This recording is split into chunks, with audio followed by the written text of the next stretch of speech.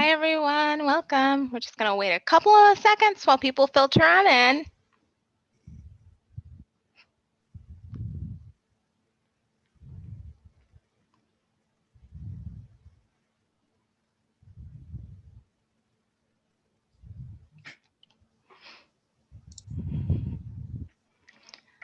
All right. Hi, everyone. Welcome, welcome. Thank you all so much for joining us for Technology Tuesdays focused on social media etiquette. I will let you all know that you will have your cameras muted, or no, you have your microphones muted and your cameras turned off by default. But if you have questions at any point, please feel free to put those in the questions box down below and I will read them aloud to our presenter. Our presenter today is Beth Gabriel, who has been here with us for every Tech Tuesday so far. Beth is a reference assistant for the Milwaukee Public Library, working for the past 8 years at the East Branch. She is an avowed bibliophile since reading Emily's Runaway Imagination in the first grade. In her work, Beth focuses on adult programming, reader's advisory, writing reviews for romance novels for Library Journal, and participating in the Wisconsin Library Association's Literary Awards Committee. She is a very talented individual, and I'm super excited to have her here today. Thank you so much for presenting for us today, Beth. Thanks, Lydia. I appreciate you. I am happy to be here today to talk to you all about some simple social media etiquette rules. Pull up my presentation. We're going to keep this really informal, so I'm going to ask that you please go ahead and put your questions in the Q&A box throughout, and Lydia will interrupt me as needed throughout the presentation when things fit in with what we're talking about. We can pause as needed to talk about your questions. So give me just 1 second to pull up my screen. All right.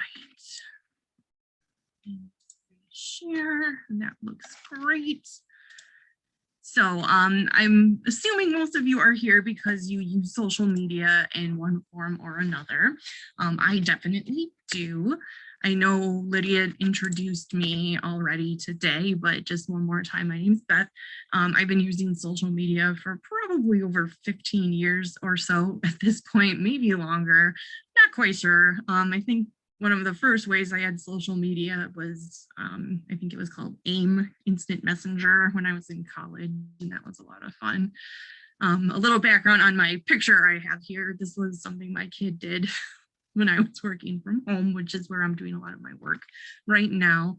At the early onset of the pandemic, she took a little picture of me and decorated it, and I thought it was funny and cute and kind of a nice mom moment.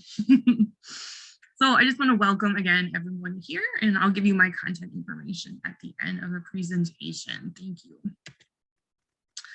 So today we'll be covering just some basic etiquette and what to do, starting with choosing a site. Every social media platform has a little bit of a different focus, so it'll kind of depend what you're hoping to do. Do you want to share pictures? Do you want to find community groups? Do you want to shop? Different platforms are better for different things. I personally use many forms, including Facebook, Twitter, and Instagram. So you can use more than one if you're so inclined. We'll also be talking about managing your space. And by that, I mean, you'll want to manage your social media space as carefully as you would say your physical space. It's there for you, so you can curate as you wish. You should block liberally for your mental health and be aware of some of the dangers associated with sharing your personal information in social media. And reminder that being on social media is all about connecting and finding joy. If you're losing the joy, perhaps it's time to step away for a little while. And then, of course, we'll be talking about netiquette, which we'll get to in just a moment. Let's see. This is a quote that I pulled from an article. You might have noticed I included some of the major sources that I pulled this information from. Don't worry, we'll send you a handout in a couple days, the email that you used to register for this program. So this was a quote from a magazine that I like, Real Simple. And it's social connections add meaning to our lives and decrease our risk for depression, anxiety, substance disorder, loneliness, and low self-esteem. In fact, research shows that social connectedness is as good for physical health as it is for exercising or quitting smoking. This is a really great article, and we'll include I think Lydia might be dropping it in the chat, and if not, we'll put it in the handout for later. I like the article a lot. It's very concise and has great tips and tricks. I don't like one of the words that they use in the article, which is tribe. Not something I recommend using, but otherwise it's a great article. Especially right now, being connected online is really important because we're limited in the ways that we can gather and be together in person. So using social media has become a way that we can all stay connected to each other at these times. I kind of want to know why some of you are on social media. Feel free to put those answers in the chat box and share with one another what you kind of hope to gain from it. And then also do remember that while social connection is important, being addicted to social media is also a very real problem. Learning your limits and balance is very important. Okay, today we'll be focusing mostly on Facebook and a little bit on Instagram, and then basically broadly in general, social media. I'm personally not as savvy on other types, say like TikTok. I don't use it, so I can maybe help find answers for you, but I don't personally use every single platform. According to Pew, most people are using Facebook and Instagram and YouTube. So that's where I pulled those statistics from. So I talked about TikTok. It is one of the bigger ones that's rising in popularity, and it's especially being used by younger adults and teens. I don't use it, so I won't talk about it too much today, but I do know that most of the tips and tricks and rules can be applied broadly. Remember, social media is going to be used differently by different age groups, right? Some of us use them in common. Everyone uses them a little bit differently. This has been and always will be. So, you know, if it doesn't bring you joy and you don't want to be using it, don't use it. You don't have to. It's fun to be on trend, but if it stresses you out, just don't worry about it. Okay. So once you've decided which platform that you would like to use, say it be Facebook, Instagram, whatever you're going to use, it's really important to go through and review the privacy settings. The one you're seeing right now on your screen is the Facebook privacy settings. I'm not going to go into detail on all of the different types of ways that you can set your privacy settings, because that would take more time than we have here today. And they always change all the time. But it's important to every so often go through and review what you are sharing, both personally and privately. And even though it is set to private, that doesn't always mean that your information, photos are truly 100% private. So if you want to not have any chance of your photo going anywhere else, don't put it online is the basic rule. Okay. But again, you can definitely set your settings to, you know, limit who can see what and at what times. I definitely, for Facebook, I personally use some limiters. I have different groups that I've set up. So for instance, you can set up a group to be just your coworkers and put them in a group and limit what they can see, your family, your friends. You can really tailor it to fit your needs. But always remembering that just because you set it that way, that doesn't mean it can't get out a little bit more. If you have questions about certain privacy settings, feel free to ask. I can try to answer as best as possible. But again, they're pretty generally laid out there. And it is a really nice way on Facebook to click within your privacy settings to view it as the different groups that you've set up. So I do recommend you try that out as well. Okay, so let's get to netiquette. So this is a word that I pulled from kind of a slang dictionary, but it's becoming a little more commonly used. This is the correct or acceptable way of communicating on the internet. This is going to vary person to person. So for example, some people are very comfortable with cursing online, some are not. What is most important is to understand your comfort level, your audience, your privacy settings, and understanding that anything you post, regardless of your settings, could end up on the front page of the paper or be emailed to your boss or family. So just remembering that always is important and pretty much the key takeaway I want everyone to leave with today. Okay, so let's do these basic rules. I pulled and kind of adapted these again from Real Simple, and we'll include the link so you can read through them all yourself. They'll be explained a little bit more. They sound complicated, but they're really not. I'll be happy to stop and answer questions. So if one of these is, you're like, what does that mean? Please don't hesitate to break in and ask, okay? So number one, don't post all the time, 24/7. So no one needs to know every second of your day ever. Be careful what you're posting and when. So if you're at work and you're posting that you're supposed to be working, but you're actually at the beach, that could be a problem, right? So just remember where you are and what you're doing. Number two, post flattering photos of others with their permission. Taking pictures of strangers and posting them online is kind of a violation and something I'm not comfortable with, and I know I wouldn't want to happen to me. So do please remember that digital consent is important, okay? Friend wisely. I talked a little bit earlier about setting up Facebook groups and having, separate places for different people that are in your life. For example, if you work in a big company and you see recommended to you on Facebook that, oh, your boss is connected to you through coworkers, you should friend your boss. You're more than welcome to do that, but do remember that by doing so, your boss will be able to see your social media. So just remember that when you're friending. You don't have to friend everybody, and you can definitely unfriend if you need to, okay? Spam posts. These are a particular one that really annoy me personally. So if you're playing like a game, I know one that used to be popular was Candy Crush, or I think Farmville was big years and years ago. People would constantly post on their Facebook feed that they were playing this game, and it's just spammy and no one really needs to see that. So things that can be interpreted as just kind of garbage, just don't even post those. You don't need to do it. All right, next. Any questions so far, Lydia? No questions yet. We do have a comment from Arlene in response to what she uses social media for. She uses it for connections to family far away and friends, meeting new people, reconnecting with former friends, and memory sharing with people from her hometown and more. That's awesome. That's exactly why I use social media, Arlene. Thanks for sharing. All right. I'm thinking this phrase might need to be explained a little bit more. So abstain from vague booking. So that is a word that I looked up a while ago when someone used it. So this is specifically to Facebook, but it can happen anywhere. But it's posting a status, say, today was terrible, or I hate everyone, and then leaving it like that with no context. And usually when people do that, they're looking to get either comfort or some sort of reaction from their friends, family, and loved ones that see these things and get attention. So we all do it once in a while.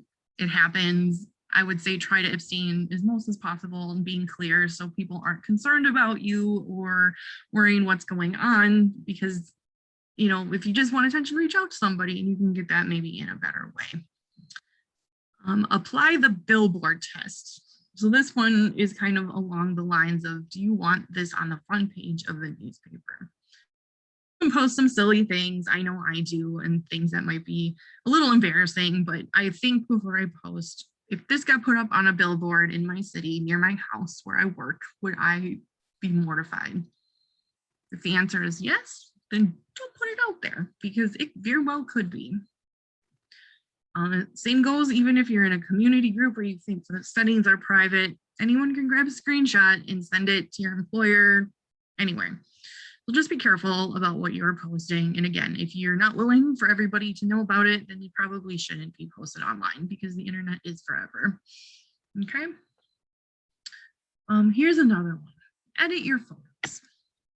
So I was guilty of this back in the day when I would have a digital camera that I would need to plug into my computer and upload my vacation photos from a camera. And I would do a big photo dump of like my trip to Florida.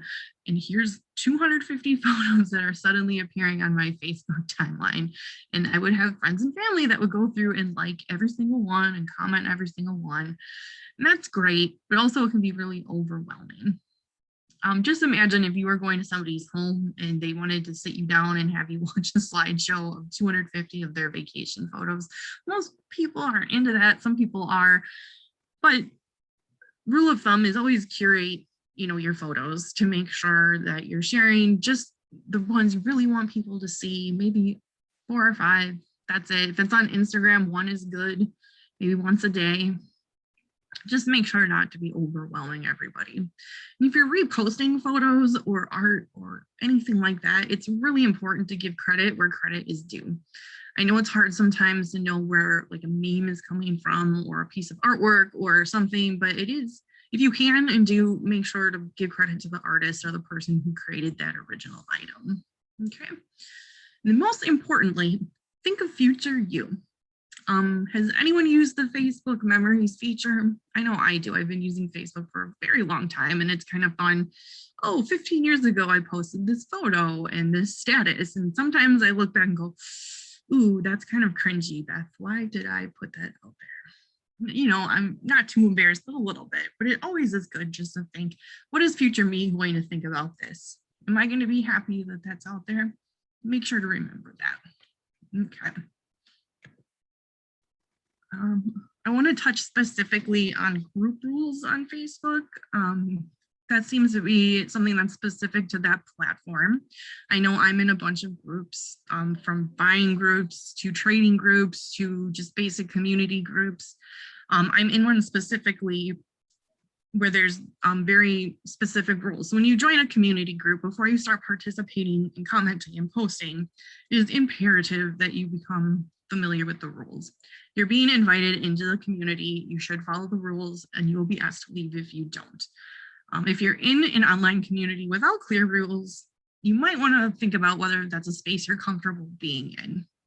Now remember, just because you can say something, that doesn't mean you should, and it absolutely doesn't mean that there won't be consequences for what you say and how you act. I'll just point to these specific rules that are in one of the groups I'm in. So the first one is respect everyone's privacy. So if you're found to be sharing content that is posted within the community group, you will be removed. This group has very specific rules about how to address everybody. So it is a space for non-cis men. And because of that, we try to not use gender specific language when we're addressing the group as a whole. So no, hello ladies, nothing like that. We make sure that everybody's using non-gendered language, and that's important. And I have seen where people specifically get asked to edit or change their post if they don't comply by the rules. Other things can be included, could be age restrictions and all sorts of things. So again, just make sure to read those rules, because why be removed from something that you enjoy and like being in just because you forgot? Okay. All right. Above all else, we want to make real people a priority, right? Behind every phone is a real human being. So if you're with people in person, once we can safely, or you're out, you know, at the grocery store, at the library, put your phone away. Avoid taking personal calls in shared spaces or be texting on your phone when you're also communicating with somebody who's in front of you. I know at my job, I've had a lot of times where people want a reference question, but they're also talking on their phone at the same time. And that makes it really difficult for me and for them. And it's just better to put it away. You don't ever have to pick your phone up immediately when it's ringing. So make sure to silence it if you're out and about. I know that's something I try to do. And I mean, obviously, of course, there's always your kid's school, your partner is going to the hospital. There's certain situations that, of course, preclude these rules, but do remember that it's people first, right? This is a big one. I touched on it just very briefly before, but always ask for consent before posting someone's photo online. If you're out to dinner with friends and you take a group photo, ask the group before you put it online. Share the photo. Somebody might not be comfortable with how they look, or they don't want somebody to know that they're at that restaurant. There's lots of reasons why it's important to make sure that everybody is comfortable with that personal information being shared online. Also remember to be respectful. Watch your tone. Your tone in text can be hard to interpret, so an exclamation point or all caps can be seen as very in your face and people can take it the wrong way. So you can never try to be too clear. So just remember that before posting anything, or read it through in your head and be like, what am I actually trying to say here? Sarcasm can be really hard to get, especially online. Okay.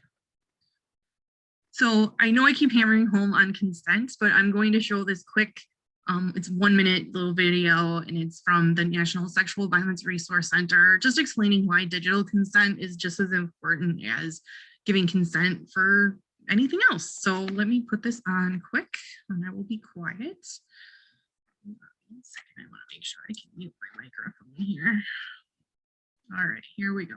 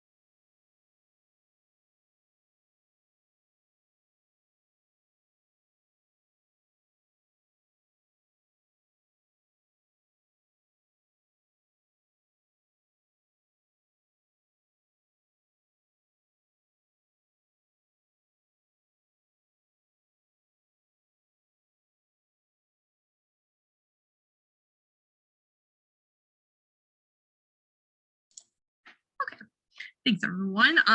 It's really important to me, and I'm a parent and my kids are little, and even thinking about when I put their photo online, they're not consenting to me doing that. So I just try to remember that, one, they're gonna grow up someday, and they might not be happy that I put that photo of them online, and just trying to think about the future, because again, anything we put up there could be seen by anybody. I was looking for it so hard and I couldn't find it. There's this Onion, remember the Onion, that newspaper that used to be printed here in Milwaukee? There was an article that said, man's presidential run ruined by childhood photo posted online. And I was like, that would be a good one to share during this. It's, kind of something silly, but also serious. And I couldn't find it, unfortunately, but I remember it. So I thought I'd share.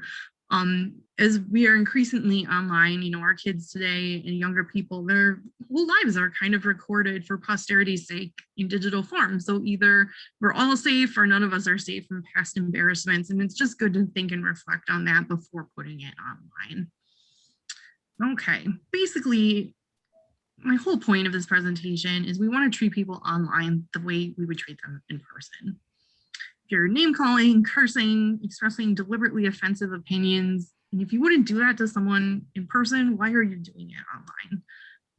If you don't want to see that in the world, then don't write it. Don't act like that. And if that's something you have to question, maybe sit back and think about it a little bit too. And remember that even if you think it can't be traced back to you, it really can, and it can have real world consequences. A good rule of thumb is I don't read the comment section on like news articles and those sorts of things, because it seems to attract people that just like to argue for argument's sake. So just remember, everybody is a person trying to live in this world. Okay. Beth, I have a quick question for you. Yeah. So Arlene asks, if a picture is on Facebook and you want to share it with non-Facebook friends, is it okay to share it with them via email? I guess I would maybe ask, depending who posted the photo. So I guess an example would be if, say, your relative has a new baby, right? And you want to share the baby's photo to your friends, I would ask the person who posted it before I would email it. Does that answer your question?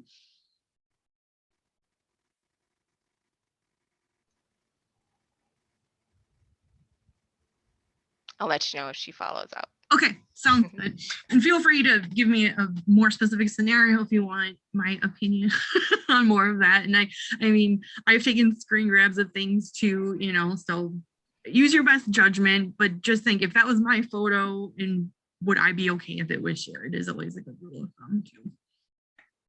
I know I've had to have a few discussions with, my parents and my in-laws about sharing photos of my kids online. I'm pretty private in some ways and in other ways not.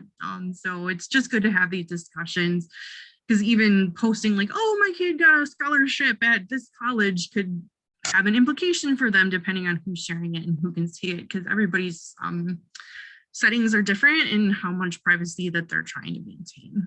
I have friends that have completely kept their babies off of social media this whole time, which seems wild to me, but is also their choice.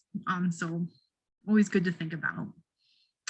I know there's a lot of kind of moving forward. There's a lot of slang that gets thrown around online, and I am no expert in all the terms.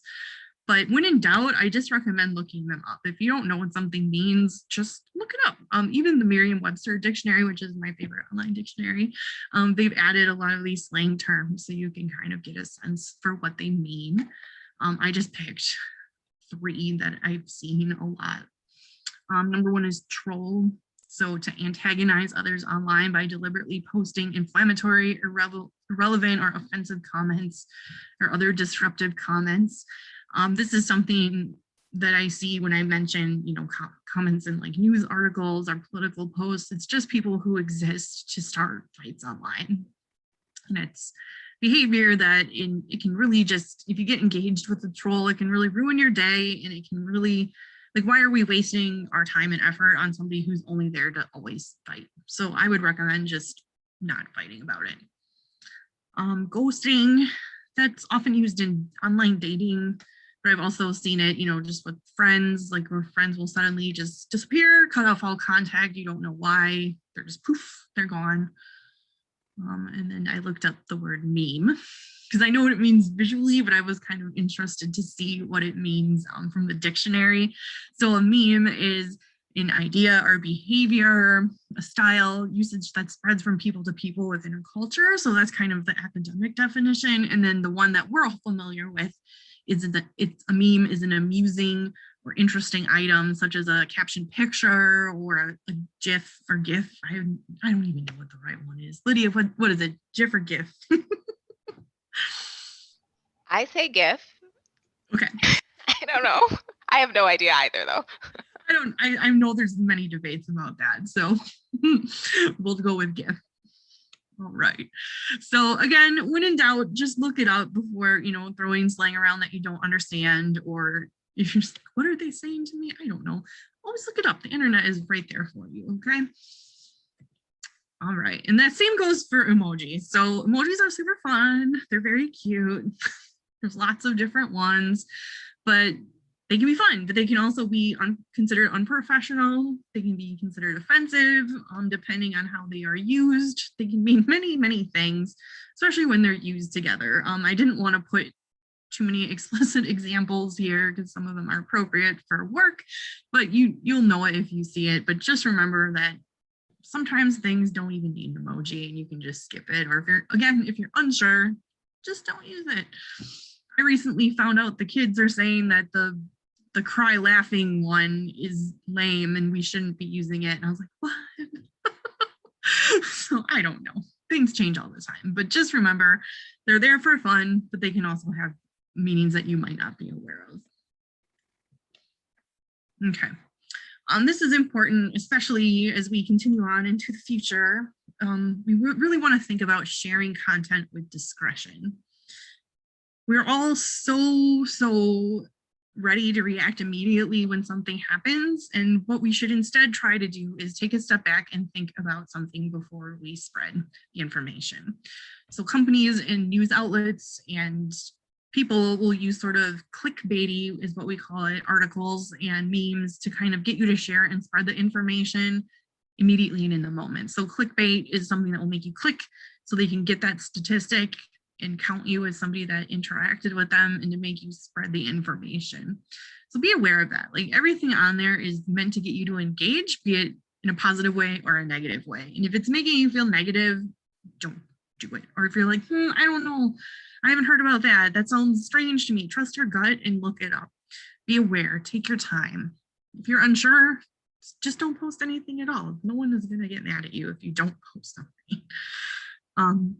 Important things I've seen lately is that people will post a news article and it'll be like, wow, this big major event happened, something violent and awful. And then you click on it and it happened years ago. The article is from years ago, or it's from a source. And I'm like, is that really a great place to be getting your information from?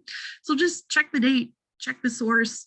If you don't recognize the source, don't trust it before you verify it from at least 2 or 3 other places that you do trust. And then obviously you want to take a minute to think, would I be embarrassed if I posted this and find out it is wrong, it's invalid, has something wildly inaccurate or harmful to somebody? And again, if you're unsure, just don't post it now. A great place to check for misinformation is snopes.com. I'll include that in our follow-up email. Okay. So while we're using social media, especially when we're involved in online communities where there might be people that you don't know or people that you're just meeting, we really want to aim to be accessible. So this is something that was my 2021 goal to learn more about and to try to do better. There's many people that are using social media, and with that becomes people of all abilities. So if you're participating or have a public account, and just because you are not aware of it, that doesn't mean that there might not be people who can't see or hear or be impacted by the information that you're sharing.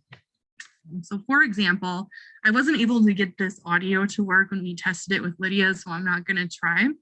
But has anyone ever seen like a tweet or a Facebook post or something that uses fancy font? I'm going to assume yes, right? Or you might use fancy font. Or I know on Facebook now they have the ability for you to like set a background and use like colored fonts with images and things. That's great if you can see it, right? There's a device called a screen reader, which is used by folks with visual impairments so they can read the text on the screen. And the screen reader actually reads out loud every bit of text.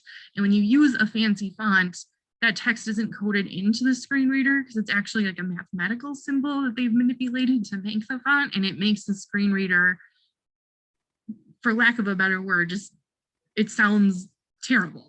I will send you the link to this tweet so you can hear the audio yourself, and it will really change your mind about what kind of fonts you're using for your communication. Okay, I'm sorry I can't share you with it here. It just didn't quite work out. All right. Going along with accessibility and memes, so here's 2 memes. These are great, right? I'm assuming most of you here today can see these. If there are people here that cannot, I will describe them to you.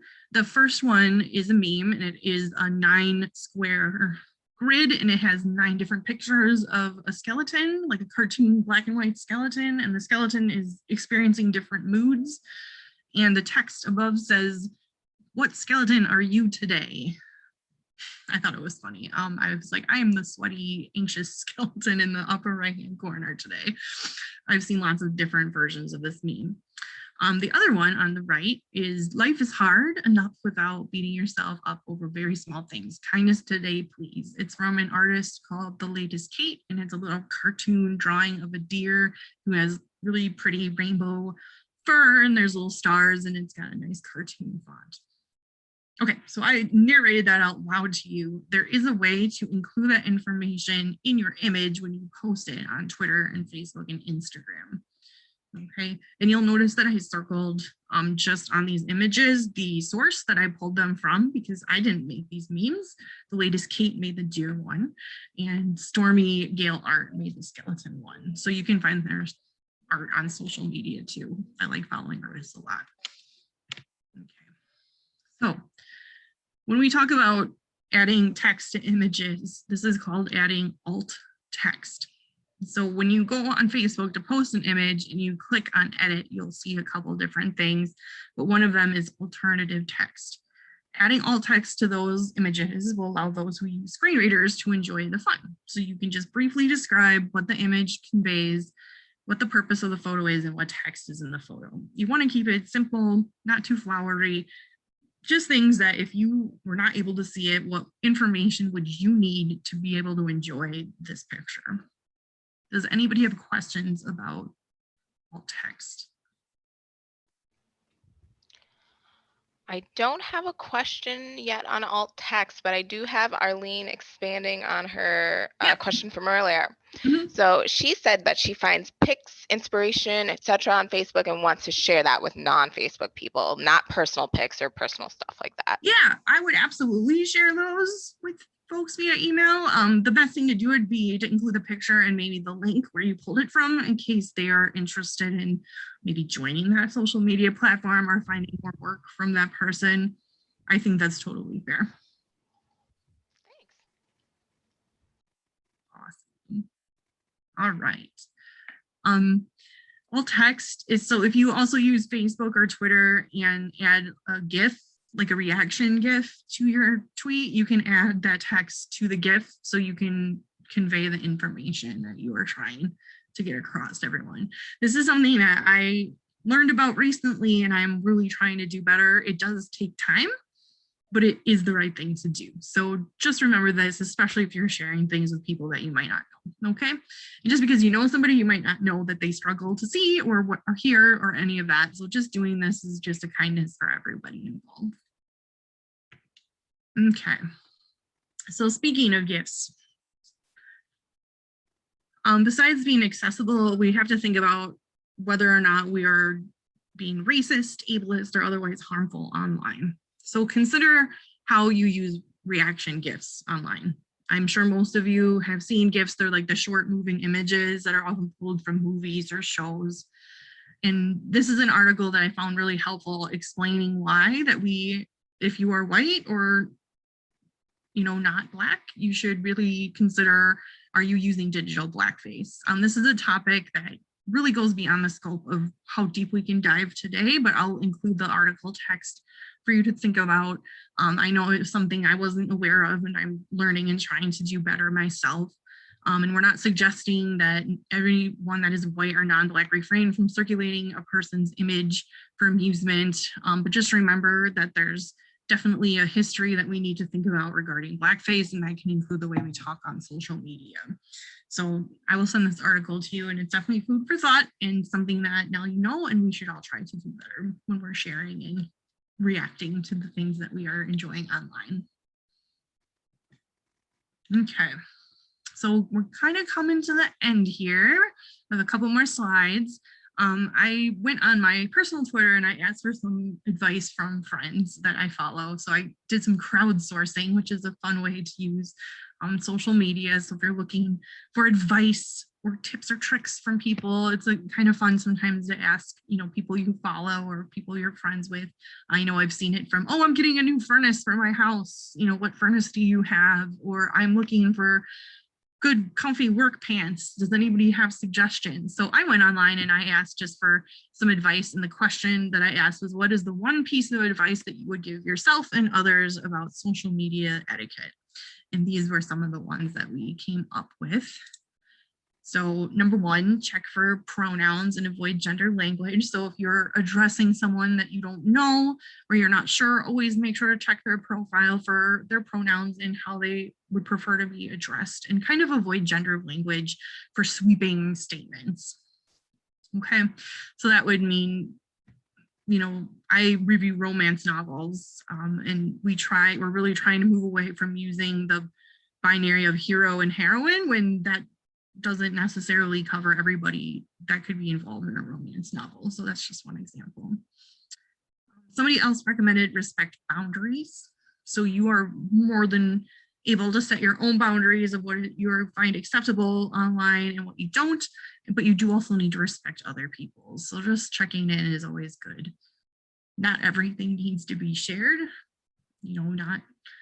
whatever you're comfortable with, but knowing that you might be sharing something that people don't want to see and they might unfollow you, and that's okay. This is one of my favorites. Is someone venting or are they asking for help or advice? Read that question or statement carefully and make sure that you're not offering unsolicited advice that wasn't asked for or pretending to be an expert in something you're not. Most of the time, people are just trying to find oh, that's really hard. I'm here for you. They just want comfort. So really think about that before throwing out advice that could be taken in the wrong way. In that vein, before you reply, is it true?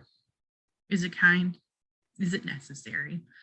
If one of those things isn't right, just keep scrolling by. You don't even need to answer. Okay. And that goes along with, you don't need to respond to every message or prompt. Sometimes somebody will put something out there and it really isn't your place to respond to it. I see this a lot on library Twitter, where people will ask for a book recommendation and they are very specific in like what they're looking for, and somebody ultimately will respond with, well, this isn't what you're asking for, but you should read this. And it's kind of funny, but it can get annoying. So just remember that if you don't really know, you can just keep scrolling by. You don't have to be the expert on everything. This one, so for me, this is something I think about a lot too. Mental health is more important than arguing, especially on the internet. If your family member or somebody you're friends with is just there to argue with you, and they wouldn't do that with you in person, don't do it online. Just say, I'm not comfortable having this conversation anymore, and end it. And you don't have to respond anymore. Totally within your realm of possibility to do that. Let's see. Don't assume others understand your tone. We kind of covered that before. But again, sometimes things are lost in the subtlety when we aren't able to speak to one another or see faces or reactions. So know that even if you meant with the best intentions, something not to be hurtful or cruel, you might have inadvertently done that. So just remember, no, don't assume, okay? Another big one is do your own research on common topics. So this is something that comes up a lot when I see a lot when an expert in the field is talking about something and people ask very generic questions that are very easily answered by a quick Google search, or use your library. We're here to answer all your questions that you might be uncomfortable asking somebody else. And so nobody owes you their time to educate you on something when you can very easily look it up yourself, okay? And most importantly, are you invited to the conversation? If you're not, listen and learn. It costs nothing to just listen and learn and not participate in a way that is going to either embarrass you or make you uncomfortable or cause a fight. Any questions on those? No? Okay, keep feeling free for getting there. Okay, and then this one is kind of a challenge to me too. I'm on a screen so much for work and, connecting with people now that I've had to be at home so much. But it's always okay to take a break. So a challenge from me to you is finding your number. So notice how many times a day that you use your mobile device or social media in a way that would bother you if it was somebody else doing it.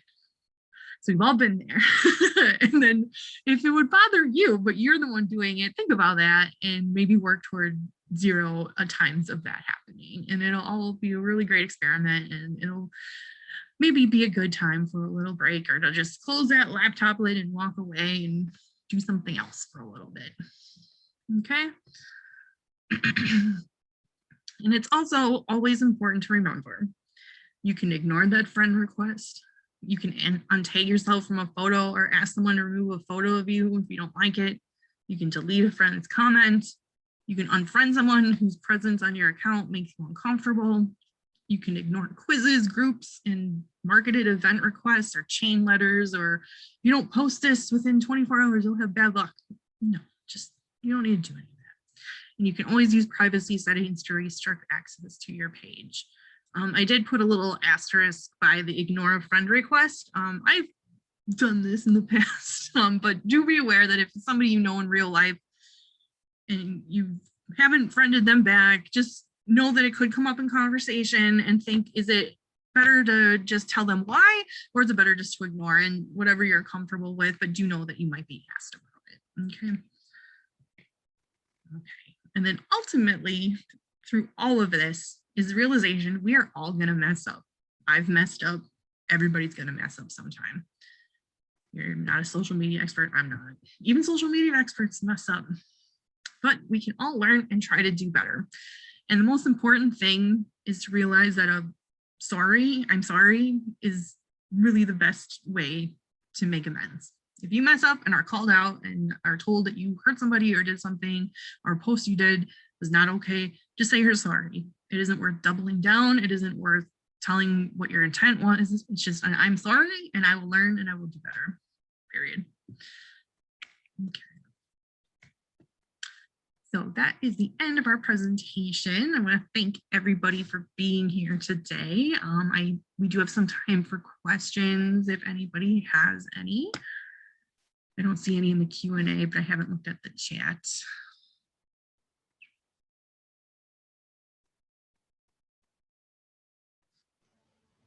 Thanks, Beth. Yay. No questions so far, but I was wondering if you could just touch on one more time, not feeding the trolls for posterity's sake. Yes, absolutely. So we've all been there, like, late at night. I call it doom scrolling. I've heard that used. So, times have been kind of rough for everyone. And, you just get kind of stuck in a loop online and you just see people, you see something that makes you so mad and you're like, why would somebody say that? And you engage with them and try to counter or change their opinion. And it just seems like no matter what you say or do, they just come back at you with something else negative, or they just can't change their opinion. And that's trolling in and of itself. They're just people who all they do all day is try to engage in drama, and you can just not feed the troll by ignoring it and turning away. There's a cartoon show I used to watch called Futurama, where there was a celebrity alien who wore a bag over their head because they were too beautiful for the world to see, but it turned out they were this bad parasite that needed attention to grow and take over the world. And they finally figured out to defeat this bad guy that they all needed to turn around and not look at this person, this alien, and then it shrank down into nothing. And that's what we need to remember. Thank you. Thank you. Kathy says thank you. You're welcome, Kathy.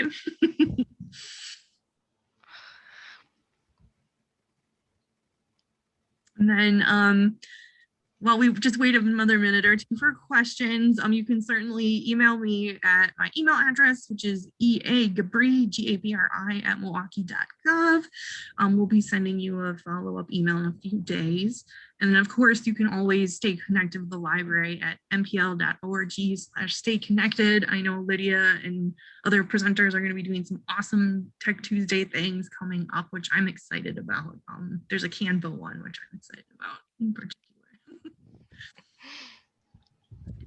After this program, I'm going to eat some dinner, and then I'm going to pop over to my next one with author Nevo. We're going to be talking with her tonight about her books and science fiction and fantasy novels, along with some other of my library pals. And it's National Library Worker Day. So I appreciate you, Lydia. I appreciate you too, Beth. So thanks for being here today, everybody. And if you want to make that event tonight, you can still register and get the link. It starts at 6. Should be a good time. Awesome. Arlene just wants to know if there's any more on social media plan to have a part 2. Maybe. Let me know your ideas or what you need, Arlene. You can email us when we email you. Absolutely. Mm-hmm. And as I said, privacy settings are a little complicated. That could be something, if you had specific questions, we could maybe go with. Thanks so much, Beth. You're awesome. Thank you. Thanks for being here and listening to me. Have fun out there. Share fun memes. And puppy pictures. I like those.